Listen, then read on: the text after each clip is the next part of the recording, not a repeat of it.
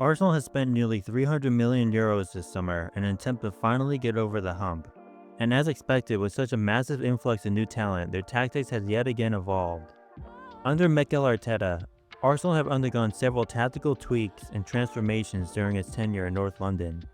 And with the arrival of Victor Gyökeres, Eze, and Madueke, the Spaniard has shifted his approach yet again. This time they have begun evolving into a more attacking and direct brand of football, while still maintaining Arteta's obsessive need for control over a game.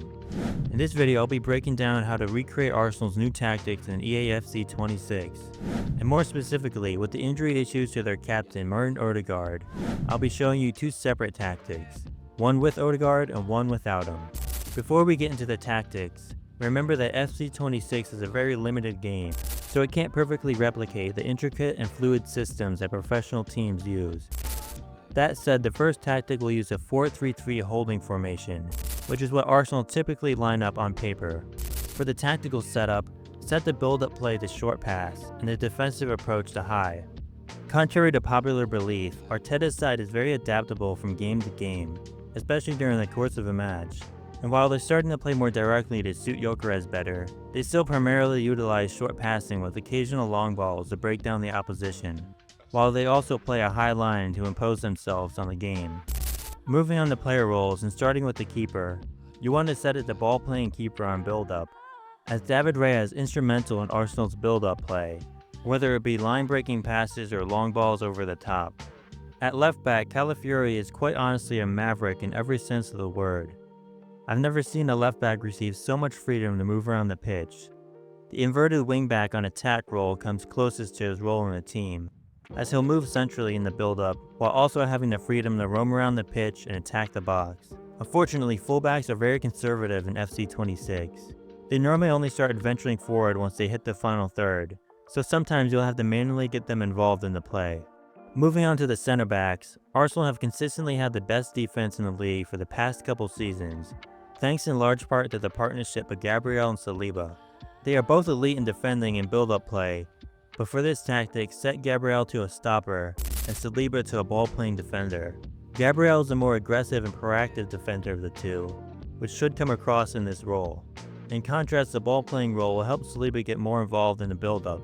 Now at right back, Timber is very flexible at getting forward to attack and staying back to balance out the team. So set him to wing back on balance to ensure that the player finds the right balance between attack and defense. Now, the midfield is the most important part of the tactic. The midfield three all play very important but fluid roles in ensuring that Arsenal control and impose themselves on the game. Starting with the CDM and left center mid, they are practically a double pivot throughout most of the phases of play. But the thing is that they're often interchangeable. Sometimes you'll see Zubimendi dictating the play as a typical Spanish holding midfielder, and other times Rice will drop into a double pivot, or even deeper, allowing Zubimendi to roam around. So set Zubimendi to the holding role on roaming, and Rice to the deep-lying playmaker on build-up.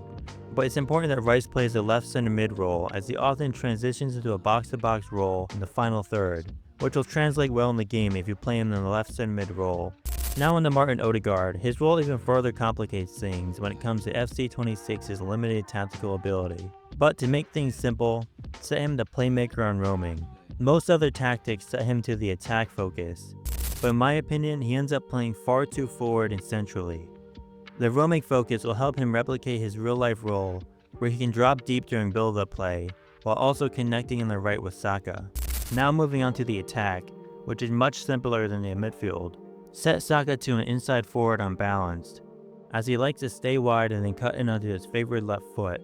And with the introduction of Gyökeres, he's been coming inside more often to help assist Arsenal's new summer signing.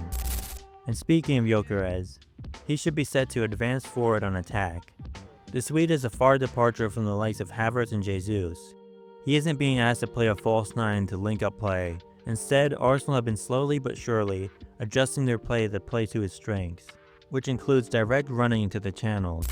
And lastly for this tactic, set Trossard to a winger on balance, to give the much needed width and balance of the attack.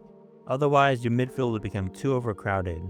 Here's a tactic code for the first tactic to instantly set up as Arteta's side with Martin Odegaard.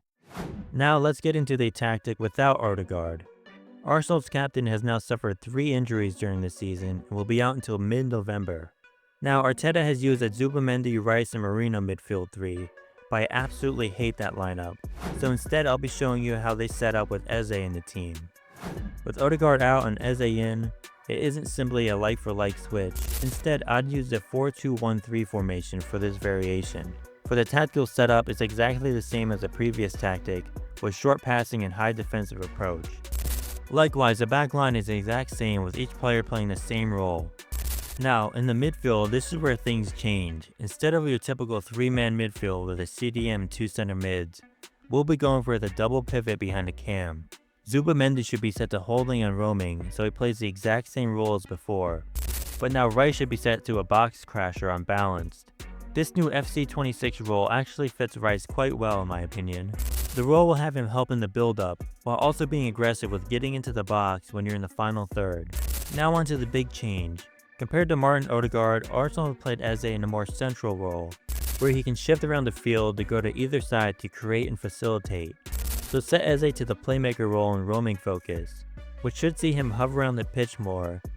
And notice, this setup will see your midfield sometimes resembling the double pivot and cam setup of the formation, while other times it'll form into a CDM with 2 center mids, as Rice pushes forward and Eze drifts out wide. And for the attack, it's the exact same as before, which just leaves a tactic code for Mikel Arteta's Arsenal side without Martin Odegaard.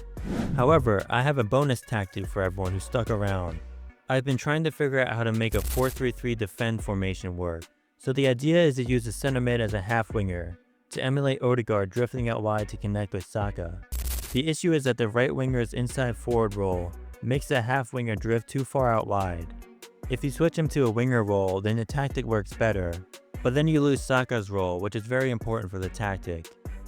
Like the previous tactic, Zubimendi plays a solo pivot, while Rice pushes out left and Odegaard drifts to the right. Again, I haven't figured it out like the previous two, but it's still fun to play around with. Specifically, I've noticed that the center mid drifts out to the opposite side as their dominant foot. So the left-footed Odegaard drifts out to the right side, while the right-footed Eze drifts out to the left, which in turn forces Rice to become the solo pivot and Zubimendi to become a right center mid. The same thing happens with the left-footed Marino and the right-footed Rice if you play them in the half-winger role. So if any of you know why it works like that, leave a comment on the video and let me know what tactic you want me to do next. See ya.